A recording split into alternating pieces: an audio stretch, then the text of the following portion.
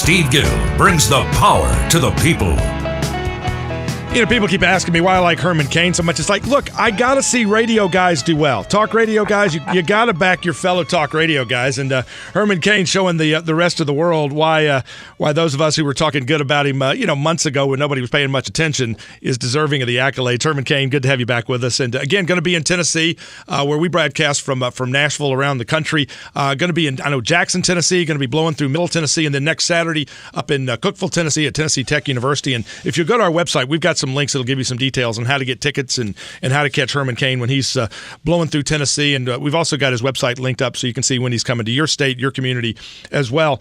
Okay, Herman, bottom line, a few weeks ago, everybody was asking Rick Perry and Mitt Romney and all these others, okay, who would be the kind of person you would pick for a VP? And you don't have to name the name of this as the guy or the lady I'd want, but What are you looking for? I mean, you've been a business guy where you got to hire senior staff. What are the qualities? And maybe you can name a name if you want to of the kind of people you'd look to. When you're looking for a VP, who are you going to put on a ticket? Here's what I would be looking for. First, someone who understands problem solving and leadership the same way that I do. You know, there might be different styles of leadership, but there's still only one formula for successful leadership. Making sure you know how to identify the right problem, set the right priorities, surround yourself with good people. In other words, you can't be so egotistical that you're afraid to hire people smarter than you. And that's going to help you put together the right plans in order to be able to get the job done. So someone who has demonstrated that in their career, whether that is in business or whether it was in politics. And the thing that sometimes we overlook, because we are so disgusted with a lot of the things going on in Washington, D.C., there are some people in Congress that are very, very good, that I respect and admire, that I would love to have on my team, whether that would be in a VP slot or whether that would be in a key cabinet slot. I'll give you a name, like Representative Paul Ryan. I'm not saying he would be a VP pick. He might be, but that's the type of person that I would want in my cabinet. He is the type of person. Senator Jim DeMint, people who are not afraid to challenge the system, people who are not afraid to put on the table what we should do and not just what we think we can get done, getting back to what you talked about.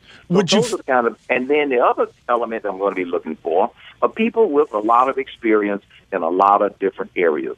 I believe in having a diverse team with experiences in a lot of different areas, because that way you're able to make sure that you cover all of the different challenges that you know you're going to have to face. Because you haven't served in elective office, do you feel like a VP pick is almost going to have to come from a Senate or governor or congressional spot, so you can kind of fill that void of, look, I might not know how Washington works, and frankly, that's going to be an advantage, but I'm going to have a guy like a Jim DeMint, like a Alan West, like a Paul Ryan, a Newt Gingrich that knows how it works. You're absolutely right. Based upon my thinking today, I would probably look for someone who has had that NDC experience, that experience in Congress or whatever the case may be. But not so much that they're going to say, here's how we have to do it. I want them to have the attitude, because they know how it's been done, here's what we have to do it differently. Here's the minefield. Here's how we navigate it. Exactly.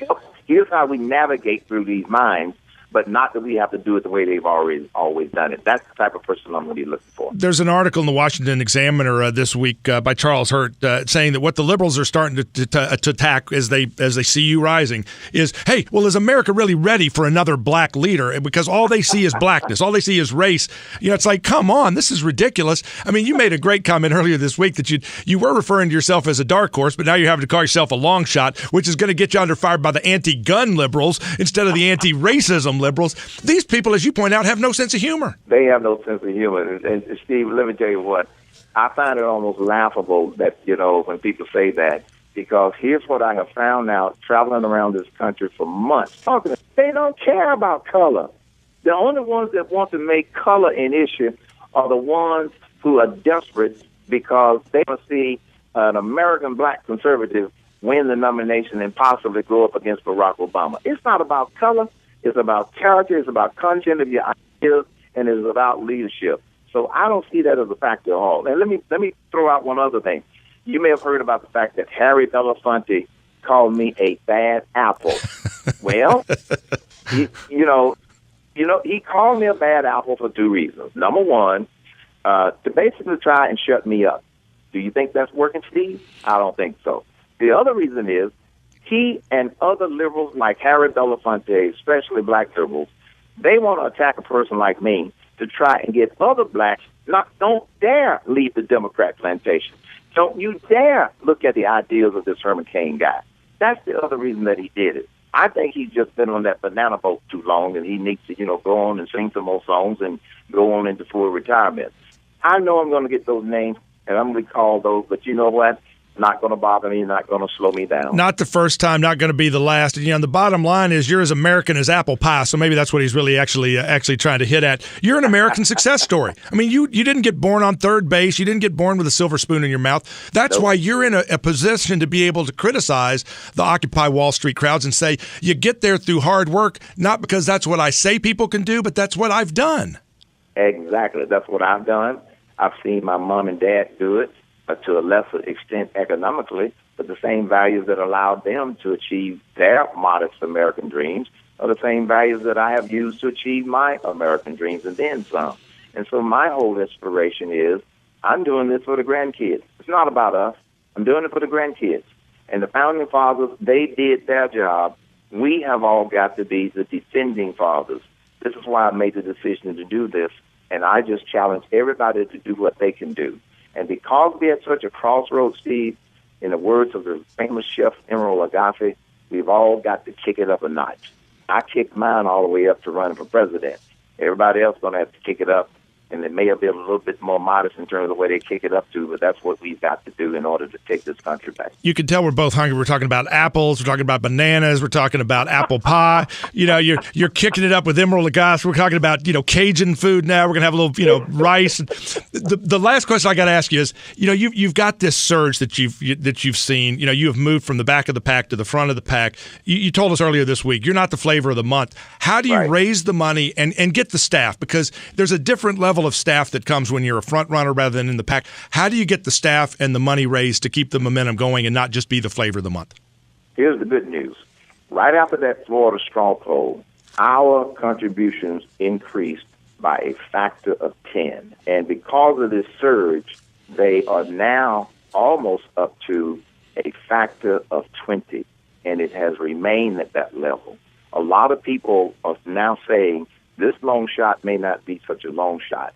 So the money is coming in, and we are doing some other things to accelerate that because of this momentum and because of this surge.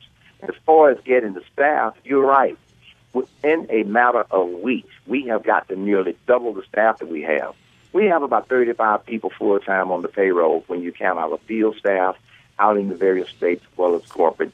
We're probably going to double that within a matter of weeks. Here's the good news. We'll be able to find good people because they're out there, because we also predict that some of the other candidates are going to be falling by the wayside, and we're going to be able to pick up some of their good people. So, well, I had somebody suggest today that if Newt Gingrich steps aside at any point, and you guys are good friends, you're both Georgia guys, would be a prime guy to be running a campaign, chief of staff, strategist. Not that Newt's out yet, but not a bad guy to look to. Newt is he's a brilliant mind, and I don't know how things are going to turn out, but I am going to call upon Newt Gingrich to assist me at some point, some way, because he brings so much knowledge and insight to this whole process, but more importantly, to the problems we face in this country. You're a great American, my friend. Always good to visit with you. As American as apple pie, so don't let that Belafonte thing bother you. We'll talk with you again soon, my friend, and we'll see you Saturday over in Cookeville. Thanks a lot, Steve. It's been a pleasure.